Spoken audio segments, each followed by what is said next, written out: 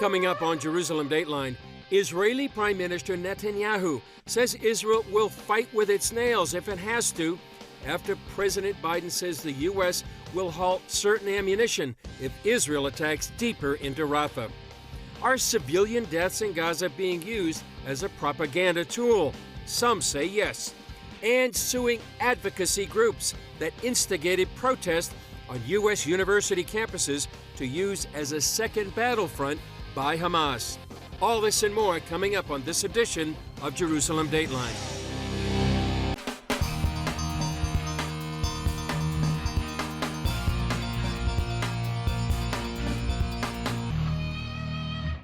Hello and welcome to this edition of Jerusalem Dateline. I'm Chris Mitchell. Israeli leaders responded to President Joe Biden's announcement that the U.S. will stop supplying certain ammunition for Israel's operation to defeat Hamas in Rafah. It represents a watershed moment in Israel's history. Israeli Prime Minister Benjamin Netanyahu had already promised earlier this week that if Israel had to go it alone in its war against Hamas, they would go it alone. After President Joe Biden said he would withhold key weapons if Israel launched a major operation in Rafah, Netanyahu repeated his pledge on the eve of the nation's Independence Day. In the War of Independence 76 years ago, we were few against many. We had no weapons. There was an arms embargo on Israel, but with the greatness of spirit, bravery, and unity among us, we won. Today, we are much stronger. We're determined, and we're united to defeat our enemy and those who seek our souls. If we have to stand alone, we will stand alone. I've already said that if we have to, we will fight with our fingernails. But we have much more than fingernails, and with the same greatness of spirit, with God's help, we will win together. Despite Biden's partial weapons embargo, IDF's chief spokesman said the military has what it needs to finish the job. The Army has munitions for the missions it has planned, and for the missions in Rafah too. We have what we need. I say this in the context of everything that happened with the United States, and it's important to say it. IDF Reserve Lieutenant Colonel Eyal Dror told CBN News Biden's move helps Hamas. Unfortunately, the war will be longer because Hamas took courage from this decision. He said, hey, the U.S. is against Israel now, so we can continue not to allow release the kidnapped. It means that more people will probably be hit because Israel will have to do more force in order to make Hamas agree these agreements. Dror says the Middle East is watching. The Middle East is not just Israel and Hamas. Everything. I remind you that the Middle East is still remembering what happened with the withdrawal of the U.S. from Afghanistan. It was just 2 years ago, and the U.S., in their opinion, betrayed their allies. Now it's the same message. Biden also facing criticism in Washington from both Democrats and Republicans, with some conservatives telling the administration it is aiding Hamas. Hamas's leaders and its last 4 battalions are holed up in Rafah, so Israel has to defeat Hamas in Rafah to win. Hamas wins if it survives in Rafah. And Joe Biden has threatened to withhold weapons from Israel for fighting in Rafah. Therefore, Joe Biden objectively favors a Hamas victory over Israel. Israel is also looking ahead to what could be the next war against Hezbollah, as Defense Minister Yoav Gallant reinforced to the troops Israel's goals of destroying the terrorist group, telling troops this could be a hot summer. But for now, the focus is finishing off Hamas and Rafah, as Israeli forces are taking out terrorists and keeping up their offensive in Gaza. Israel is downplaying the threat of President Biden's threat, saying they can go it alone in Rafah. Here's what Biden said in his interview with CNN. I made it clear that if they go into Rafah, they haven't gone into Rafah yet. If they go into Rafah, I'm not supplying the weapons that have been used historically to deal with Rafah, to deal with the cities, to deal with that problem. We're going to continue to make sure Israel is secure in terms of Iron Dome and their ability to respond to attacks like came out of the Middle East recently. but it's just wrong. We're not going to supply the weapons and the artillery shells used that have been used. Artillery shells as well. Yeah, artillery shells.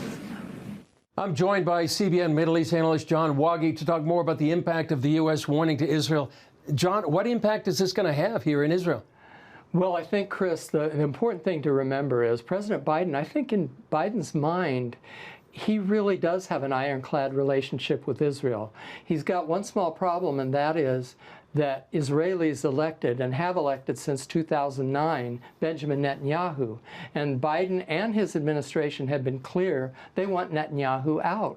And so each step along the way, and now it's come to withholding military ammunition, bombs, because they're doubling down on this effort to get rid of Netanyahu. And anymore, they're not even making a secret about it. Yeah. And so that's their political target, but they still have to deal with an Israel the nation is essentially behind Netanyahu in finishing the job in Rafah. He doesn't really have much choice. He knows that the country has to eliminate this threat.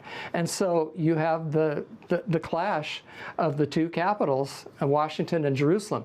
It's not a total clash of capitals because the Congress, many people in the Congress of the United States are siding with Israel against the Biden administration. And so we're going to keep having this clash until one side or the other gives. And it appears Israel's ready to make the move and continue it through to the end in Rafah. Yeah, and as we saw Tom Cotton in our report, and also Lindsey Graham had a fiery confrontation with Floyd Austin, the defense secretary. And both leaders in the House and Senate for the Republicans have written an open letter to Biden basically asking him to explain and give a timetable for when Israel is going to be resupplied, and if they're not going to be, tell the Congress. Yeah. And so a lot going on. From the military side, Chris, I know you've been in touch with a couple high-level people. Yeah.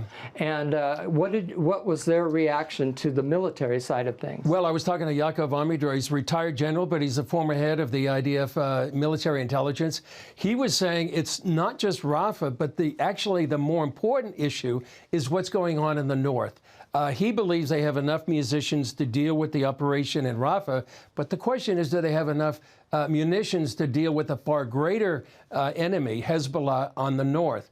And also, Jonathan Conricus was telling me that it really has a chilling effect on the IDF, its movements and its supplies. But medium and longer term is, will Israel be able to depend on the United States? And will strategically they start to look to other countries, other sources of weapons and supplies that they can depend on? And it's interesting, Chris, because both Benjamin Netanyahu and some analysts on the conservative side have been saying for years Israel has to wean itself from the total dependence on the United States. So it's not like they're looking for a handout every single time. They're looking for a way to build themselves up so they don't have to depend on an administration that's run afoul. Yeah, we looked at the political issue, the military issue. Talk about the spiritual issue. Just about a minute left. What does this mean spiritually for the United States? Well, I think that what's happened now is Israel is squarely in the heart of the 2024 presidential election. And so this isn't going to get any neater and cleaner for Americans. This is going to become an issue on which people vote. People come to the polls. And now Biden finds himself aligned with the Squad and with now Chuck Schumer as well, all on the side that is pretty much vehemently anti-Israel, and I don't know how they're going to pull themselves back from that. But the Biden campaign needs to walk a fine line because they still depend on Jewish donors, Jewish foot soldiers, and there's the Jewish people in America are getting more and more concerned about the rank anti-Semitism in all these protests and everything. So it's not going to be a cool, calm summer. Yeah, probably. And a great incentive for many Christians around the world to be praying. Absolutely. Yeah. Thank you, John. Thanks.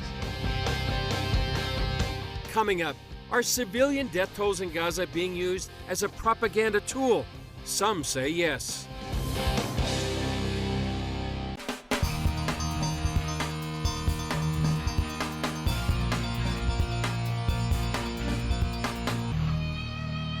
Civilians caught in the crossfire during battle are often described as a consequence of war. While we have seen this during the war in Gaza between Israel and Hamas, some analysts say reporting of civilian deaths in this conflict is being used as a propaganda tool. Take a look. Tragically, Palestinians have died in the more than 200-day war Hamas began on October 7th. Of course, we have to start by saying that every human being whose life is lost is a terrible tragedy, and we're all created in the image of God. Gil Huffman, director of Honest Reporting, a media watchdog group, recently published an investigative report on how Hamas has inflated the number of civilian casualties in Gaza. Terrorists are not journalists. They're not people who should be trusted. And their numbers that they're putting out are part of their propaganda game to try to win the world's sympathy, and it's unfortunately working. The Gaza Health Ministry, overseen by Hamas, publishes those numbers. Currently, its death toll reporting stands at more than 34,000. Huffman says those numbers have been parroted throughout the war by world leaders, including President Biden and global media like the Associated Press. You know, the world media, they try to be balanced. So Israel says this. Israel says that based on the studies taken by the world's top experts on urban warfare, Israel set a gold standard in preventing the loss of civilian life. So they put out our side. And then the other side, they put out, well, Hamas says that Israel is committing genocide.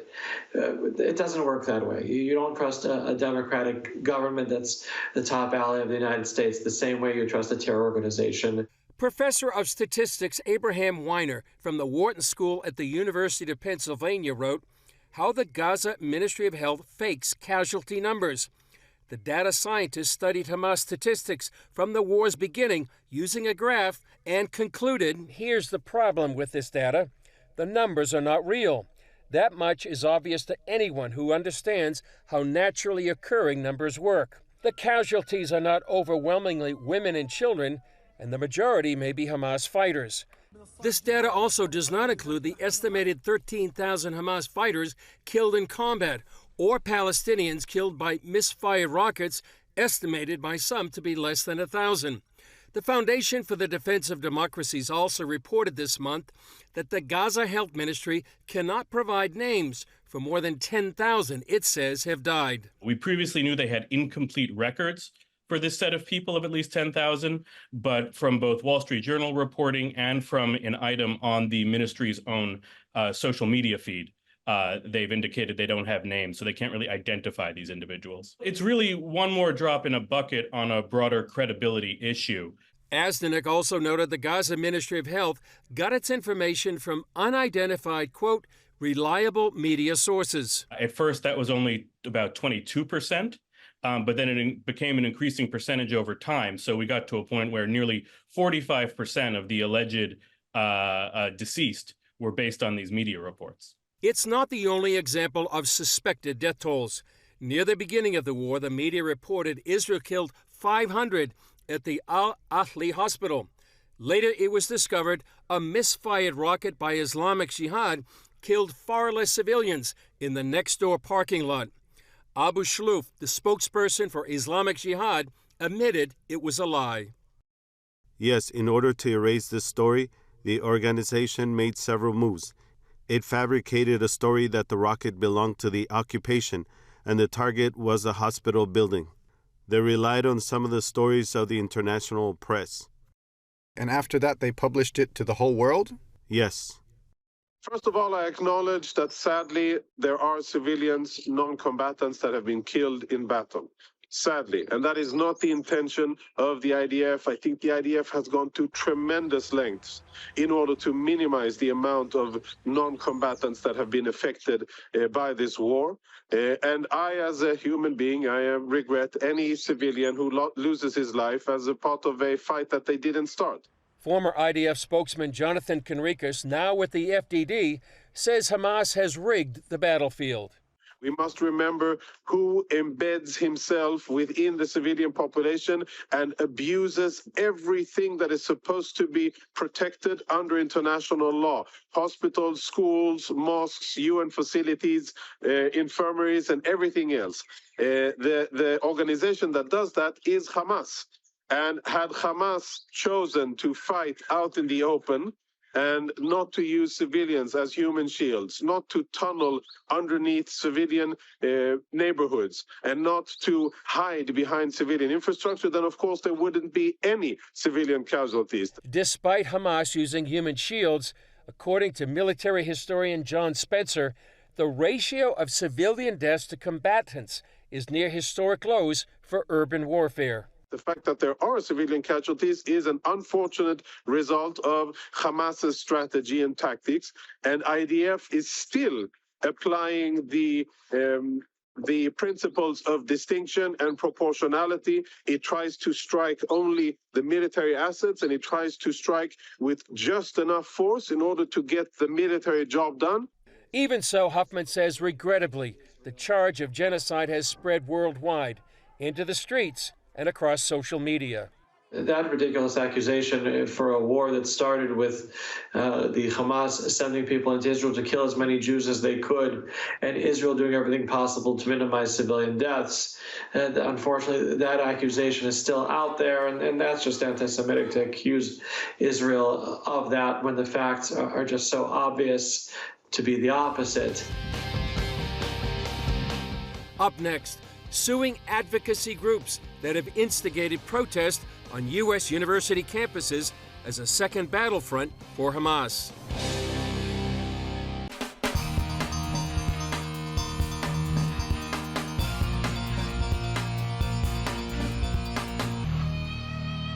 A lawsuit is being filed against two U.S. groups which follow Hamas's ideology that are fueling the pro-Palestinian, anti-Israel protests on U.S. university campuses. I spoke with attorney Arsen Ostrovsky about how these groups are behind much of the violence we're seeing. Arsen, thanks for being with us. You're part of a legal battle right now in the U.S., and you filed a lawsuit in the U.S. Tell us about the lawsuit. Sure. I mean, look, the lawsuit has been filed against the group National Students for Justice in Palestine and AMP, American Muslims for Palestine. Now, these groups are the primary drivers of what we're seeing today happening across campuses in the United States, which have effectively become a second front for Hamas since October 7. And these groups, they're not mere advocacy organizations, but they are the campus arm of the Hamas terror group. They are acting and serving in collaboration and coordination with Hamas, essentially as propagandists and collaborators on campus to try and promote the Hamas extremist ideology, to justify their actions and to incite the vitriol, the hatred and the violence that we're seeing on campuses today. So they're part of the fuel of what's actually happening right now on college campuses? Absolutely. They are not only part of the fuel, they are the ones pouring fuel on the fire of what we're seeing on campuses across America today. On October 7th, when the massacre happened, Hamas called to mobilize into action. The very next day, SJP and the national chapters across America answered that call. They created a toolkit or a manifesto echoing the very terminology, the very directives that were issued by Hamas across campuses in the United States, and that has led not only to the violence, incitement and hatred that we're seeing against Jewish students on campuses, but also importantly, it has created the space and the narrative necessary for Hamas to continue carrying out the acts of terror they are doing here against Israelis and also in the holding of hostages and captives in Gaza, including also American nationals. So you're saying the day after October 7th, October 8th, Hamas worked together with these groups? Correct. Hamas issued a call to action, and the very next day, SJP and their affiliates throughout the United States, they answered that call, they answered that directive, they created a toolkit, a manifesto for their chapters across the United States, echoing the language, the terminology, the instructions by the Hamas terror group, and propagated that across campuses. And you also have people from that were damaged on October 7th as part of the plaintiffs, is that right? Correct. There are 9 plaintiffs, including Americans and Israelis as well, and these plaintiffs include victims of survivors of the Nova massacre. They include those that have been displaced, and they also include family members of those that have been massacred by Hamas. Yeah. What impact do you hope this lawsuit has? Quite frankly, we want to shut down SJP. SJP is a primary arm of Hamas on campuses across the United States. They're the ones fomenting the hatred, the anti-Semitism, the harassment of Jewish students. We need to shut them down, and we can do that legally by branding them as a terrorist organization, as a collaborator of the Hamas terror group, and making sure once and for all they cannot be active on campus. And in addition to that, also providing some semblance of justice to the victims of the Hamas terror attacks who have been deeply affected by the actions of SJP and AMP on campuses in the US. Israel is fighting a battle on a number of fronts in the Gaza Strip and Hezbollah, the Houthis, and Iran itself. You're in the legal battle. What is that like, and why is it so important? Israel, as you said, we're fighting on multiple battlefronts, not only in the ground in Gaza, but we're also fighting in the legal arena. And today what we're seeing is that the state of Israel is being demonized and vilified and delegitimized and painted as a pariah, where we're seeing the international law not only being misused, but being turned into an act of lawfare against us for the simple act of defending our citizens, trying to bring back our captives. We need to change this paradigm, and we need to hold not only the perpetrators, the Hamas, accountable, but all those that enable, support, aid, abet, and fund them. And that is how we're using the law to go after all those who are supporting Hamas. And we will hold them accountable, and we will do that through the courts. Yeah. Arsen Ostrowski, great to be with you. Thank you. Still ahead, a young family finds a new life in Israel with help and support from CBN partners.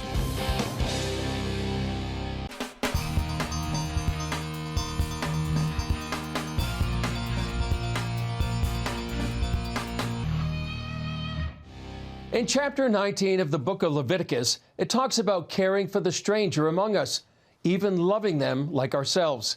And thanks to the help of CBN partners, immigrant families like the one in our next story are finding their way in their new home, Israel. Alex was a police officer in Russia before the war with Ukraine began. Because of his Jewish heritage, he decided to move to Israel with his wife and their toddler. We never anticipated that the situation in Russia would become what it is today. We were very stressed and concerned that Alex might be conscripted and sent to war. I did not see a future for myself and my family in Russia. I want my children to grow up with opportunities for education, with a brighter and happier future. Starting a new life in Israel presented many challenges for the couple. Money was tight, and Alex and Ginia scrambled to find opportunities. After we managed to escape Russia and come to Israel, things were very tough. Everything was new to us. We didn't know the language. We were desperate at first, but we were really surprised by how amazing, how kind and helpful people are here. We had nothing. Buying furniture and household appliances was not possible for us. We barely had enough money for basic needs. Then one day, a Ukrainian refugee helped Alex while at the grocery store. Their friendship grew, and he told Alex about CBN Israel. Alex and his family got connected to CBN Israel, and thanks to supporters like you, we made it possible for Alex and his family to receive the help they needed. The help CBN provided is truly great for our family, because we are in a very tough position. My wife is a doctor. She is learning Hebrew and doing courses. That will allow her to work in the future. We couldn't afford to send our son to daycare, so I have to be with him while my wife is studying, and then I go to work in the evenings.